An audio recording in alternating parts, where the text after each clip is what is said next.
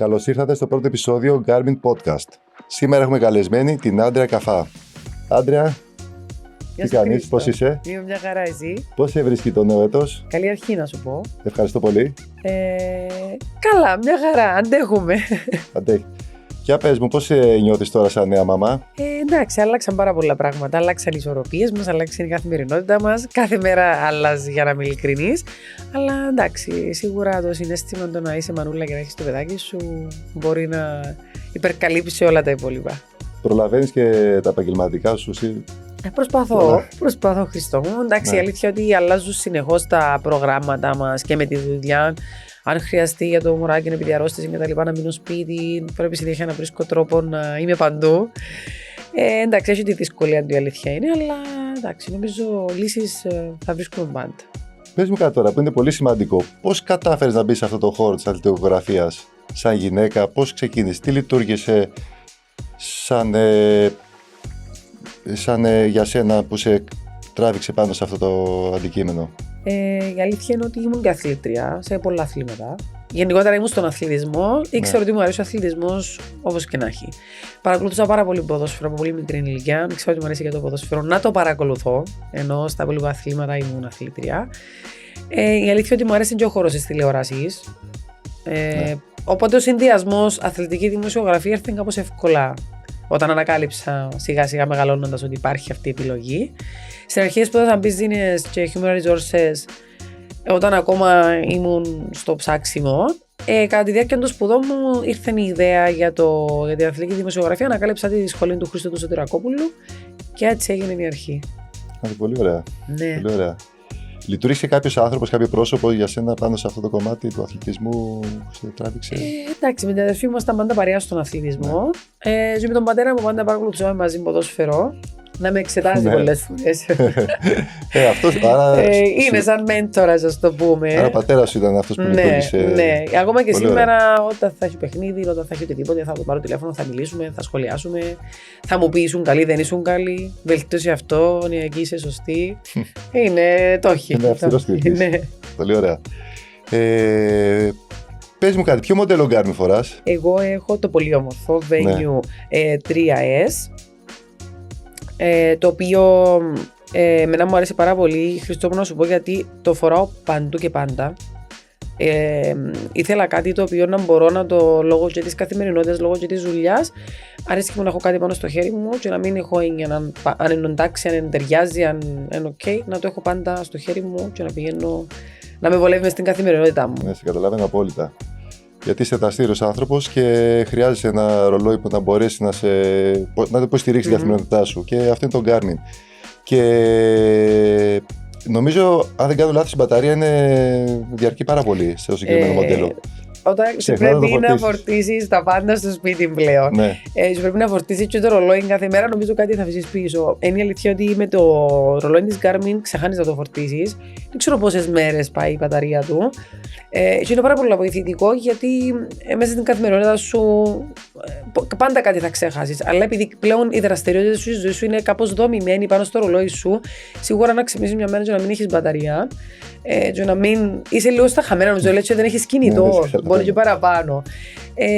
Παρόλο που φορτίζει και πάρα πολλά γλύωρα, αλλά είναι πολύ σημαντικό ότι πρέπει να έχεις την έννοια ότι συνέχεια πρέπει να το φορτίσω. Πάλι έλειψε η μπαταρία. Νομίζω είναι από τα μεγάλα πλάσ του εδώ. Άρα σε έχει βοηθήσει αρκετά στην καθημερινότητά σου, ας πούμε. Και ποια άλλα activities χρησιμοποιείς του ρολόγιου? Εντάξει, επειδή και με την εγκυμοσύνη και μετά που έρθει το μωράκι που είναι λίγο insomnia η κατάσταση, επειδή έχουμε αρκετή ύπνοια και θέμα με τον ύπνο, βοηθάμε ειδικές εφαρμογές που έχει για τον ύπνο και του μεσημεριού και γενικότερα. Ναι. Αν και νομίζω έχουμε αντιληφθεί ότι κοιμόμαστε ελάχιστο. Λογικό. Το άλλο που με βοήθησε πάρα πολλά είναι όταν θα γυμναστώ να ελέγχω λίγο την κατάσταση της γυμναστικής μου. Έχει μέσα άπειρες επιλογές για το είδος γυμναστικής που θα κάνω. Οπότε ό,τι αποφασίσω να κάνω, επειδή κάνω σταθερά πολλά πράγματα, είναι σαν εσένα που είσαι dedicated, ας πούμε. Εντάξει, η ζωή σου είναι διαφορετική και μαμά. Οπότε οτιδήποτε αποφασίσω να κάνω στο γυμναστήριο, έχω την επιλογή να μου μετρήσει, να ξέρω τι έκανα ακριβώς, τελειώνοντας από το γυμναστήριο, ένα personal trainer μας, το πούμε. Καταλαβαίνω απόλυτα. Τι άλλο? Έχεις και άλλες δραστηριότητες που χρησιμοποιείς? Ας πούμε, εγώ χρησιμοποιώ το πολύ σαν πορτοφόλι. Δηλαδή, χρησιμοποιώ το ρολόι μου πολύ για τις πληρωμές μου. Μπράβο. Νομίζω έχει και αυτό που βοηθάει πολύ. Εγώ συνήθως πηγαίνοντας, φεύγοντας από τη δουλειά, αν έχω πολλές δουλειές, όταν είσαι στο τρέξιμο, πολύ σπάνια θα έχω μαζί μου τσάντα, έχω το ρολόι μου. Οπότε μπορώ να κάνω τις πληρωμές μου μόλις από το ρολόι. Έτυχε μία φορά να φύγω βιαστική από το σπίτι και να μην πιάσω ούτε το ρολόι και να μην σκεφτώ ότι δεν έχω τσάντα μαζί μου, άρα δεν μπορώ να κατεβώ να αγοράσω κάτι. Γιατί έχω πάντα την ασφάλεια ότι έχω το ρολόι. Και έμαθα τη μόνο μια φορά που το εξέχασα. Και αρέσκει μου και το security που έχει πάνω με τον κωδικό. Όταν το βγάλεις από το χέρι σου, όταν δεν το ξαναβάλω, μόνο τότε μου ζητά κωδικό για να μπορέσω να πληρώσω με το Garmin Pay. Είναι για λόγους ασφαλείας αυτό και είναι πολύ σημαντικό. Σαν η ζωή σου τώρα, ας πούμε, ξυπνάς το πρωί. Τι κάνεις? Εάν έχουμε κοιμηθεί ξυπνάμε το πρωί, ετοιμάζουμε τον μικρούλι για το σχολείο, το φαγητό του, τα ρούχα του κτλ. Ετοιμαζόμαστε εμείς για τη δουλειά σιγά σιγά. Θα πάρουμε τον μωρό στο σχολείο και μετά θα ξεκινήσουμε το μακρινό ταξίδι για τη Λευκοσία για τη δουλειά. Πηγαίνουμε και ερχόμαστε στη Λευκοσία δουλειά. Ναι. Αν θα πάω και εγώ στη Λευκοσία, εννοώ ώρες γραφείου δουλειά. Και όταν επιστρέψουμε θα πιάσουμε και το μωρό και θα πάμε σπίτι, θα ξεκινήσει εκεί το τρέξιμο, να προλάβουμε να τα κάνουμε νουλά της ρουτίνας με το μωρό για το βράδυ. Εάν είμαι εκπομπή γήπεδο, κάπως ανάποδα, ετοιμάζω εγώ το μωρό, πάει σχολείο, ετοιμάζομαι εγώ, κάνω το διάβασμα μου, την προετοιμασία μου για τη δουλειά, χαλαρά. Σχολώνω το μωρό και μετά πάω γήπεδο ή εκπομπή. Πολύ ωραία, πολύ απαιτητική η καθημερινότητά σου. Και σε αυτό σε έχει βοηθήσει και το συγκεκριμένο ρολόι, έτσι. Με βοηθάει γενικότερα γιατί και με το μωρό, επειδή κρατάς το μωρό, είσαι σπίτι, έχεις τρέξιμο κτλ.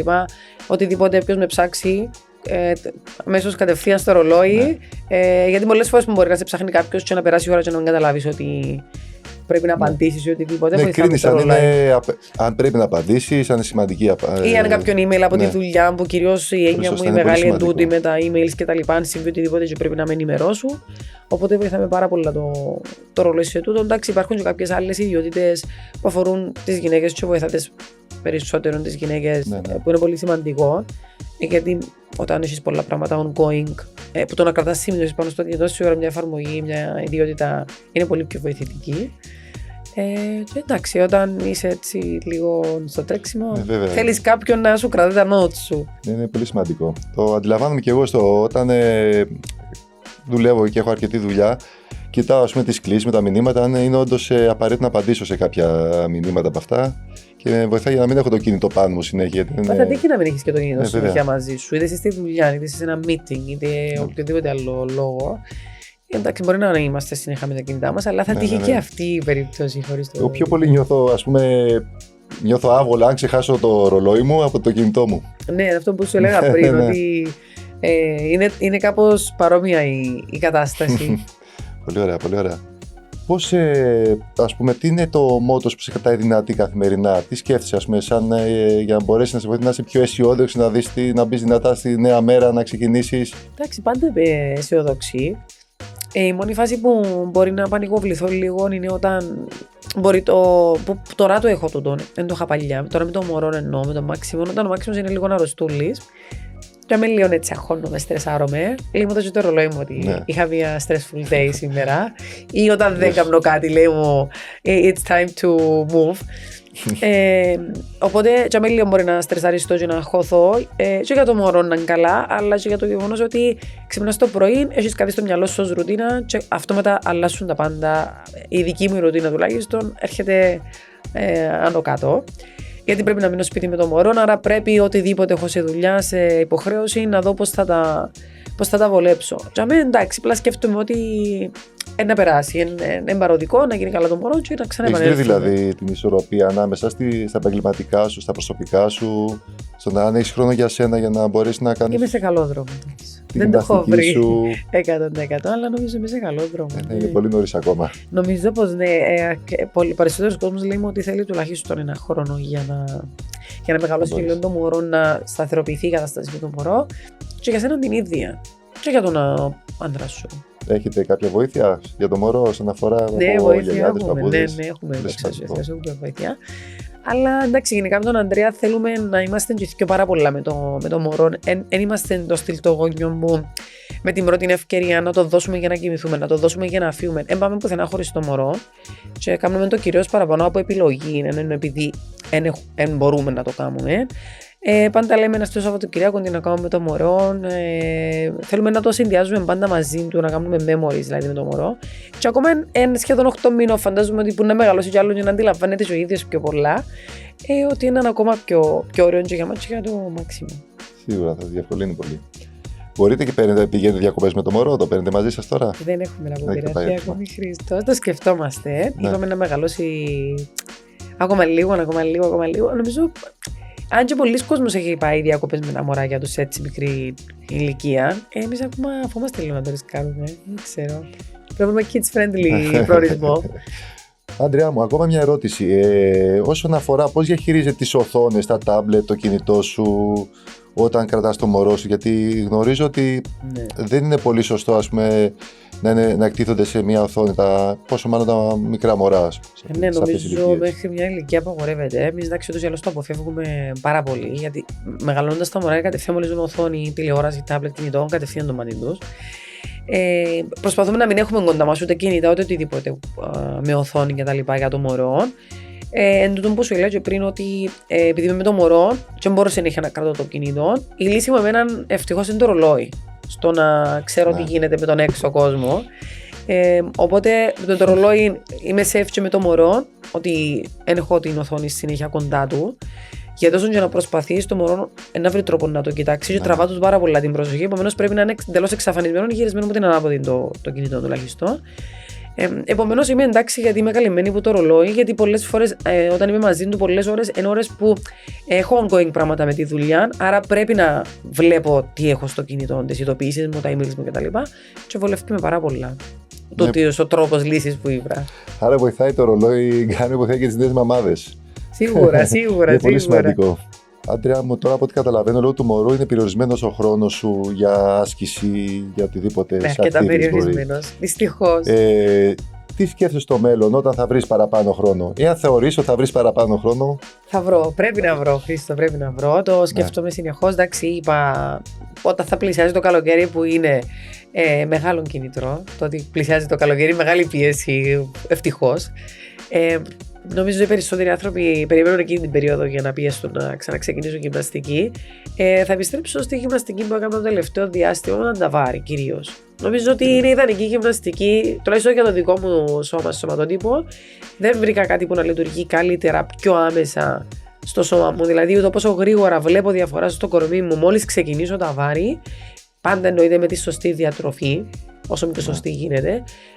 Νομίζω ότι μπορώ να σκεφτώ κάτι που να με βοηθά παραπάνω. Ναι, και οι γυναίκες φοβούνται τα βάρη. Είναι πολλές που φοβούνται τα βάρη. Υπάρχει ο μύθος ότι πρέπει μόνο να μεγαλώνεις το σώμα σου. Νομίζω ότι να κάνουμε ξεκαθαρά με το τι γυμναστική κάνεις, ασκήσεις, επαναλήψεις. Το μυστικό είναι να μεταξύ, ξέρεις τα καλύτερα. Ναι, είναι το μυστικό είναι η διατροφή και η γυμναστική. Το είδος η γυμναστική που θέλει να κάνεις και μπορεί να πετύχεις ακριβώς το σώμα που θέλεις. Είναι πολύ δύσκολο που φοβούνται οι γυναίκες να πριστούν. Δεν πρίζεσαι τόσο εύκολα. Εντάξει, και ο μύς όταν μεγαλώνει σημαίνει λιγοστεύει και το λίπος, άρα δεν είναι ότι θα μεγαλώσει ο όγκος του κορμιού σου. Μπορεί να φαίνεσαι απλά πιο μειώδες που είναι ωραίο. Το νομίζω ότι είναι ο σκοπός κιόλας της γυμναστικής. Φοβούνται το πολλές γυναίκες, σωστή. Φοβούνται πολλές γυναίκες να τα βάρει, να μην πριστούν, να μην πάθουν κάτι, να μην τραυματιστούν. Νομίζω ότι τελικά είναι η καλύτερη γυμναστική. Με τη σωστή καθοδήγηση είναι η καλύτερη γυμναστική για όλους. Νομίζω ότι οι γυναίκες όσο να βλέπουν πιο γρήγορα αποτελέσματα από τους άντρες ή όχι. Ισχύει αυτό. Έχουν καλύτερη αντίληψη σε όλο το φυσιολόγιο οι γυναίκες σε σχέση με τους άντρες. Δηλαδή, όταν διδάσκουμε κάτι τεχνικό, η γυναίκα το αντιλαμβάνεται πιο γρήγορα από κάποιον άντρα. Γιατί η γυναίκα μπορεί να χρησιμοποιήσει καλύτερα την τεχνική της, ενώ ο άντρας χρησιμοποιεί πιο πολύ αμέσως τη μυϊκή του δύναμη. Και το οποίο κάτι μπορεί να μην. Θα το κάνει πιο σωστά. Θα το κάνει πιο σωστά η γυναίκα, ναι. Αυτό είναι πολύ σημαντικό σε γυμναστική όπως το CrossFit, σωστά. Το να αντιληφθείς σωστά την άσκηση. Νομίζω ότι είναι το μυστικό με το CrossFit. Ναι, διότι περιέχει πολλά ολυμπιακά αθλήματα το CrossFit μέσα και είναι αρκετά τεχνικά αυτά τα αθλήματα και θέλει πολύ προπόνηση και να είσαι πολύ επιμελής στο τεχνικό στοιχείο για να μπορέσεις να τα απεξέλθεις χωρίς τραυματισμούς στην εκτέλεση της άσκησης. Εγώ που δεν έχω ξανακάνει CrossFit. Όταν ήρθα να ξεκινήσω, τι πρέπει να προσέξω? Καταρχήν να μην βιάζεις να εκτελείς ασκήσεις, γιατί το CrossFit λειτουργεί βάσει γενικά στον χρόνο, να κάνεις πιο γρήγορα, να κάνεις πιο πολλές επαναλήψεις. Να μην σε ενδιαφέρει αυτό, να σταθείς στη σωστή εκτέλεση της άσκησης και να ακούς τον προπονητή σου, να μην προσπαθείς να υπερβείς κάποια πράγματα για να μπορείς να εξελιχθείς σταδιακά και σωστά. Για παράδειγμα, υπάρχει περίπτωση να μην μπορώ να βγάλω το πρόγραμμα γυμναστικής?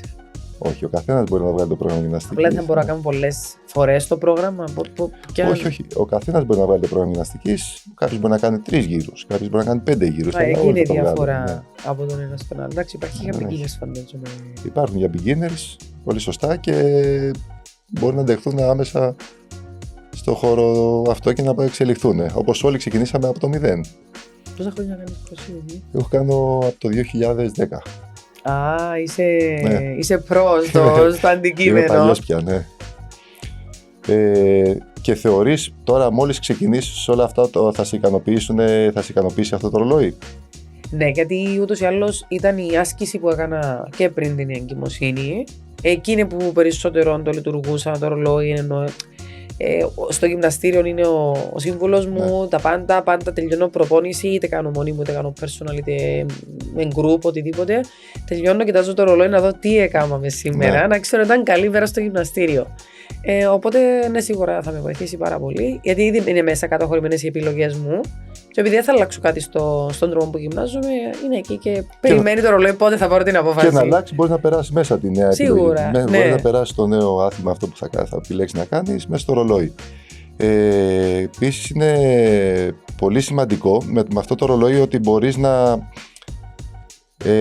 να βλέπεις την βελτίωσή σου κάθε φορά. Ας πούμε, εγώ που τρέχω αρκετά, μπορώ να δω μέσω του ρολογιού κάθε φορά να βελτιώνομαι. Και είναι πολύ απαραίτητο εργαλείο, ας πούμε. Όταν θα ξεκινήσεις τώρα που θα γίνεις πιο δραστήρια, να γυμνάζεσαι, ναι. Θα δεις μεγάλη διαφορά. Με το ρολόι δεν θα μπορείς να αποχωριστείς με τίποτα.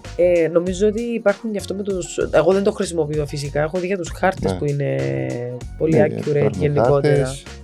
Υπάρχουν ακριβώς διαδρομή που έκανες. Για αυτούς που κάνουν μεγάλες διαδρομές. Σου βγάζει τα υψομετρικά, σου βγάζει τα πάντα. Εσύ φαντάζομαι το χρησιμοποιείς. Το χρησιμοποιώ. Είναι ο μόνος μου σύντροφος όταν τρέχω, γιατί δεν ακούω μουσική, δεν ακούω τίποτα. Μπορεί να τρέχω 2 ώρες. Οι περισσότεροι ακούνε μουσική, εσύ, γιατί καθαρίζει το μυαλό σου. Καθαρίζει το μυαλό και ο μόνος σύντροφος είναι το ρολόι. Να κοιτάω και να μιλάω με το ρολόι. Τελειώνουμε, έχουμε ακόμα λίγο.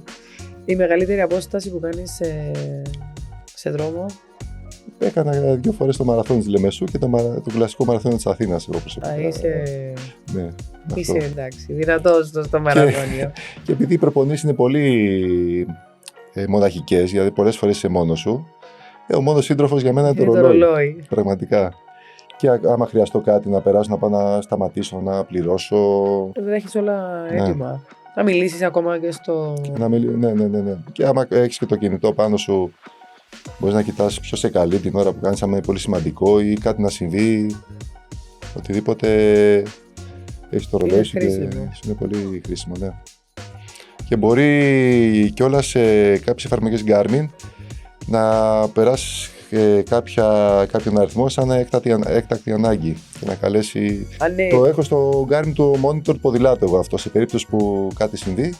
Αμέσως ειδοποιεί το τηλέφωνο που έχω περάσει μέσα. Νομίζω ότι έχει συμβεί κάποιες φορές, ναι. Να υπάρχει ατύχημα και να έχει βοηθηθεί το άτομο, ναι. Μέσω του ρολογιού του Garmin. Ναι. Νομίζω αυτό είναι το πιο σημαντικό από όλα όσα έχουμε αναφέρει. Η ασφάλεια που μπορεί να σου προσφέρει και να σε βοηθήσει. Γιατί εντάξει, στον αθλητισμό, όταν κάνεις λίγο πιο extreme sport, για αυτό που κάνω, πιο κοντά στο δικό σου κομμάτι, εντάξει, περιέχει λίγος κίνδυνος. Καλός ή κακός. Σίγουρα. Απλά το ρολόι Garmin είναι και για όλους. Δεν είναι μόνο για κάποιους που γυμνάζονται. Είναι για όλους που είναι στην καθημερινότητα.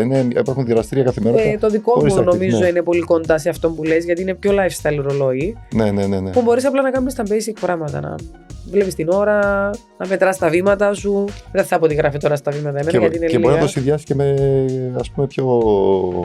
Ναι, εγώ το φοράω και βράδυ. Ναι. Αλλάζουν και τα χρώματα όταν θέλω.